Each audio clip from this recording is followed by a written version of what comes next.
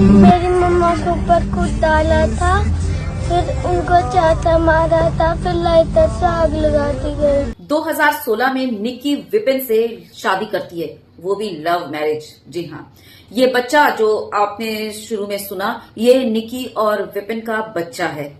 2025 में लड़की की तरफ से दहेज ना मिलने की वजह से लड़की को यानी निक्की को जिंदा जला दिया जाता है उसके बेटे के सामने। कहते हुए, और मैं क्या बोलूं, इस वीडियो को दिखाते हुए, शेयर करते हुए मुझे शर्म आ रही है कि हम कैसे देश में रह रहे हैं, कैसे हम लोग मतलब अब इंसान की गिनती में रहे नहीं कि एक इंसान को हम जिंदा जला दे रहे हैं। और दूसरी है हमारे देश की गवर्नमेंट, वाह सरकार वाह, आपकी जितनी तारीफ की जाए कम है।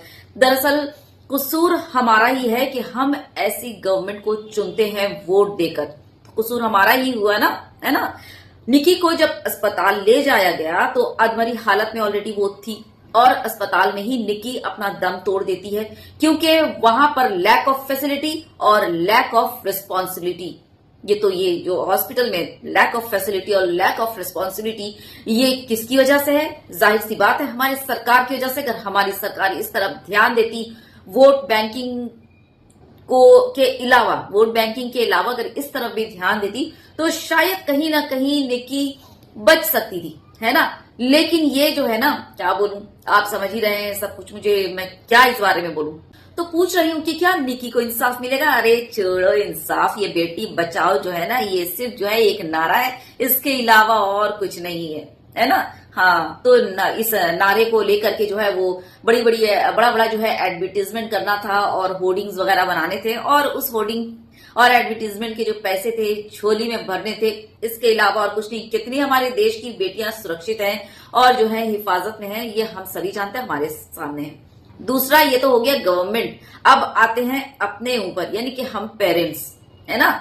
जब हम सभी पेरेंट्स से ये गुजारिश है कि जब आप अपनी बेटियों की शादी देना, तो ये ना बोले कि जा रही हो वो क्या घिसा पिटा डायलॉग, क्या डोली में, और वापस वहां से आना अर्थी में। ये जो डायलॉग बाजी है ना, ये फजूल की डायलॉग बाजी बंद कीजिए अब।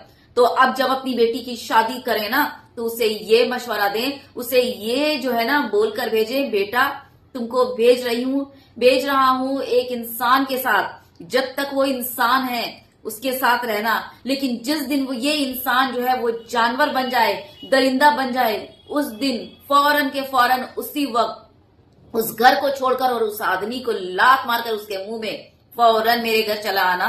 तुम्हारा जो माँ बाप है ना, तुम्हारे पेरेंट्स हमेशा तुम्हारे साथ खड़े रहेंगे। इस आत्मविश्वास के साथ, इस हिम्मत के साथ अपनी बेटी को विदा कीजिए।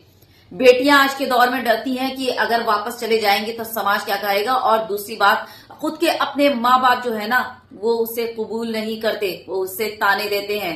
तो आज के में देश की जो बेटियां जो जल रही ना, कहीं ना कहीं गवर्नमेंट के साथ साथ पेरेंट्स का भी बहुत बड़ा हाथ है। तो मेहरबानी कीजिए अपनी बेटियों पर, क्योंकि औलाद आप खुद पैदा करते हैं, तो अपनी औलादों को जरा समझिए। इतने भी जो है ना वो सेल्फिश ना बनिए, है ना। तो अपनी बेटियों को अपने ससुराल भेजने से पहले उनको ये जरूर जो है ना, उनके कान में ये बात डाल दीजिएगा, जब जानवर बनने लगे इंसान, दरिंदा बनने लगे इंसान, तो फौरन के फौरन घर वापस आ जाना। इस बारे में आपकी क्या राय है, जरूर कमेंट बॉक्स में बताइएगा, क्योंकि मैं इस बारे में सुनना चाहती हूँ।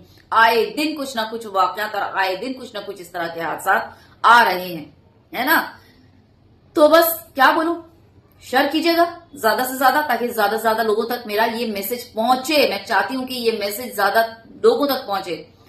ख्याल रखिए अपनी बेटियों का, बहुत ज्यादा ख्याल रखिए अपनी बेटियों का, क्योंकि बेटियों के ना पेरेंट के अलावा और कोई नहीं होते। और जिस बेटी का के जो है ना वो पेरेंट नहीं होते, समझ लिए वो एक तरह से अनाथ होती है।